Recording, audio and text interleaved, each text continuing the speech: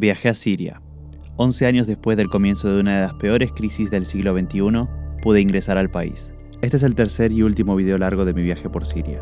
Anteriormente te mostré algunas de sus ciudades: Damasco, Malula, Homs y la increíble Alepo. Pero en este video te voy a mostrar un poco de Hama y el imponente Crack de los Caballeros, considerado el mejor castillo del mundo. Antes que nada quiero agradecerle a toda la comunidad de sirios, tanto en España como en Argentina, que me han escrito y me han apoyado en cada una de las redes desde el primer video. Encontré a una persona que viajó a Siria y demostró toda la vida en Siria. Y lo más lindo en todo eso, que el chabón es argentino.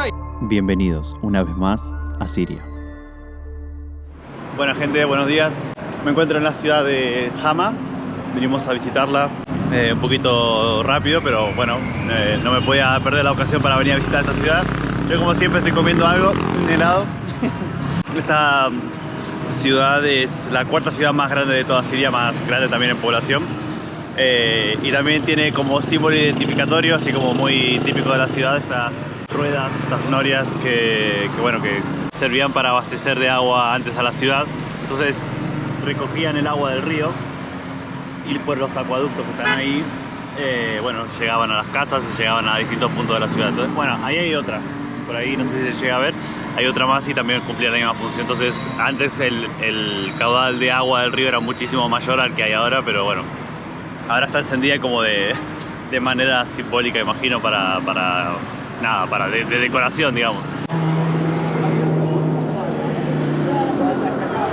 Bueno, también me estaban explicando que esta ciudad es la más ortodoxa de toda Siria. Yo pensé que era Alepo en realidad, pero Alepo o Raqqa, pero parece que es esta. Antes, en el 1980, 82, una cosa así, cuando estaba el padre del actual presidente, parece que hubo muchísimas manifestaciones contra el gobierno y como que la gente quiso intentar rebelarse. Cuando estaban también los hermanos musulmanes, que es como una ramificación política, fueron reprendidos por el gobierno y mataron como 20.000 personas, así que también tienen todavía ese recuerdo en la ciudad. Y en el 2011, cuando fue la época de las primaveras árabes, donde todos los países árabes salían a reclamar por mejores cambios, por mejores condiciones de vida, también acá surgió, pero no fue tan grande en comparación con otras ciudades, más que nada por el recuerdo de lo que pasó en el 82. Así que bueno, otro dato de esta ciudad. Salimos de Hama en dirección al Crack de los Caballeros. Se trata de uno de los castillos medievales mejor conservados del mundo, ubicado en la provincia de Homs, muy cerquita de Tartus y de la frontera norte con el Líbano. Bueno, llegamos al Crack de los Caballeros. Miren, súper grande y está súper alto. Cuando llegamos al castillo me encontré con una sorpresa que me hizo viajar inmediatamente a mi Argentina natal. 2 personas tomando mate muy tranquilamente dentro del castillo. Miren, el mismo mate que tomamos en Argentina, pero diferente, en un vaso de cristal. Lo tenemos en Siria también, como si el mate uniera 2 pueblos. Parece ser que la costumbre del mate en Siria e incluso Líbano e Irak tiene su origen en el principio del siglo XIX y siglo XX, donde millones de migrantes fueron a Argentina a vivir, y luego, con el correr del tiempo, han retornado a sus tierras de orígenes, trayendo en su mochila y en su día a día la costumbre de beber mate, una bebida muy típica de América del Sur. Por esto, Siria es el principal comprador de yerba mate de Argentina. Aunque esos días me encontraba con un dolor de panza terrible, al parecer, por haber comido algo que no estoy acostumbrado, o incluso por las altas temperaturas que superaban con creces los 40 grados, este mate me dio un chute de energía de cara al final de mi recorrido por Siria.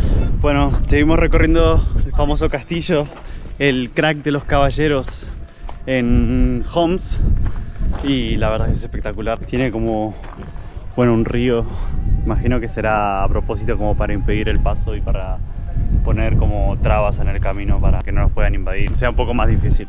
Recién nos metimos en los establos, los antiguos establos que están, creo que son como subterráneos, están abajo de todo, súper oscuro, y la verdad que está súper bueno también.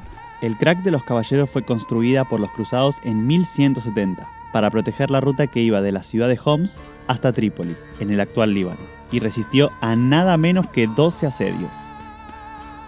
Constituyó la base principal de los caballeros hospitalarios, una de las órdenes que llegaron a Tierra Santa con las cruzadas y que hicieron del Crack la mayor fortaleza de Tierra Santa.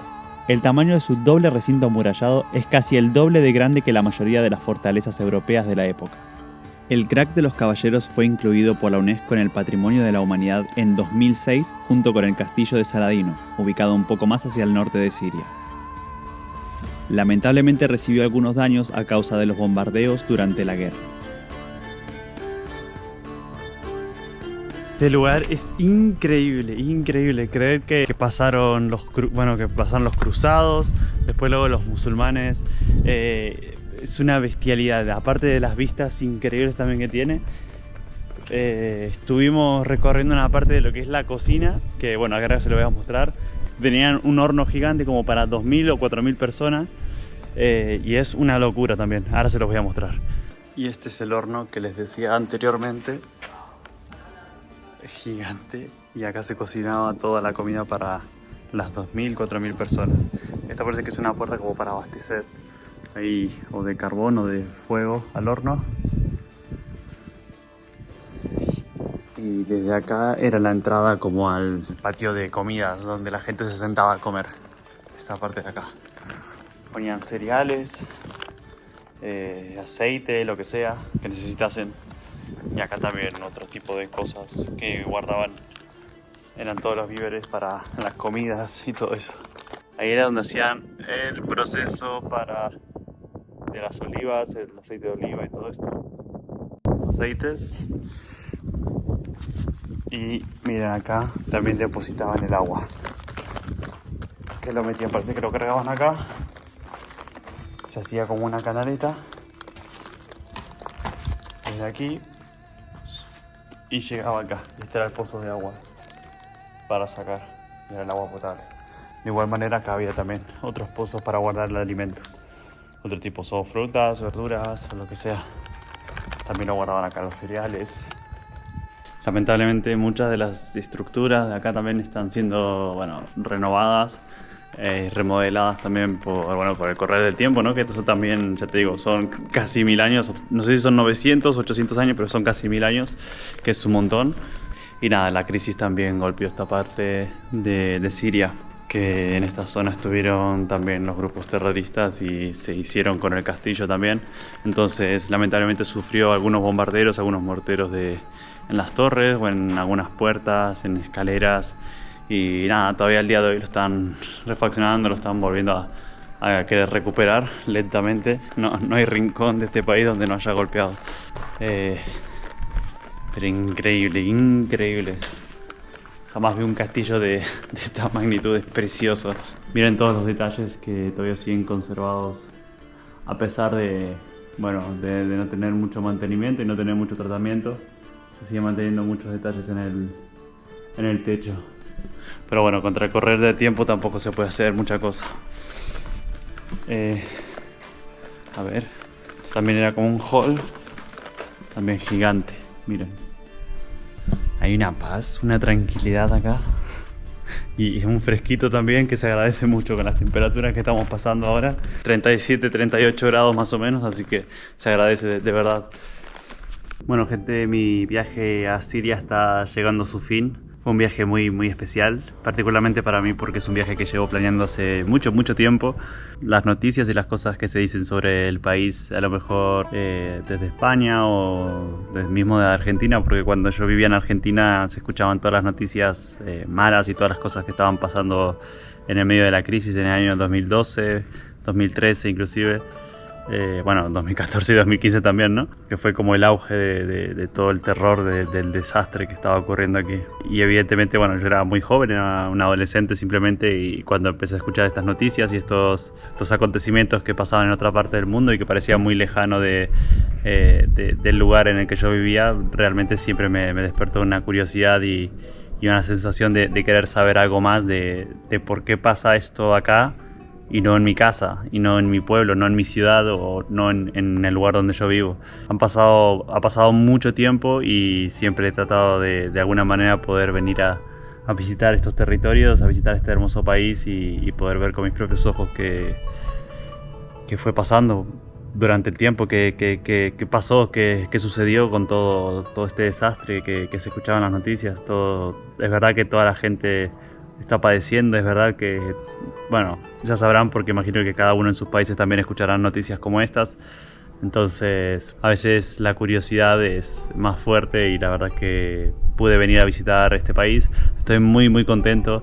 Tuve la experiencia también de la oportunidad de poder conocer a un montón de gente también de Siria, poder charlar con niños inclusive. Y la verdad, bueno, ojalá fuesen en otras circunstancias un poco más tranquilas, un poco más libres, en la que yo también pudiera estar solo de alguna manera, porque bueno, debido a la situación uno siempre tiene que estar acompañado con un guía, pero ojalá que la cosa vaya siempre a mejor y tener la oportunidad de poder conversar con gente que vive acá y que haya pasado por todas estas cosas que escuchamos muchísimas veces en las noticias y poder saber, o por lo menos tener un panorama de primera mano de ver qué es, cómo están y qué tanto de lo que se muestra en las noticias es real. Pero bueno, como les digo, la verdad que es un viaje increíble que definitivamente voy a volver a Siria. Espero que la próxima vez que venga el país esté en mejores condiciones, que la gente esté mejor todavía. La situación actual la verdad es que sigue siendo muy mala, no tanto por la guerra, sino por las consecuencias de la guerra y de una guerra que lleva casi 10 años. Más de 10 años realmente. Su conllevante degradación económica, la crisis de los refugiados también en todo el mundo.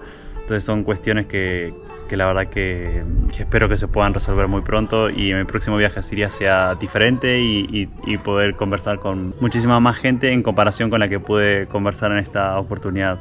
Pero bueno, muy agradecido con la gente, a la vida también, sobre todo por las oportunidades de poder venir acá y poder volver a mi casa sano y salvo sin ningún problema. Es una ironía y es muy triste también saber esto, pero es una realidad.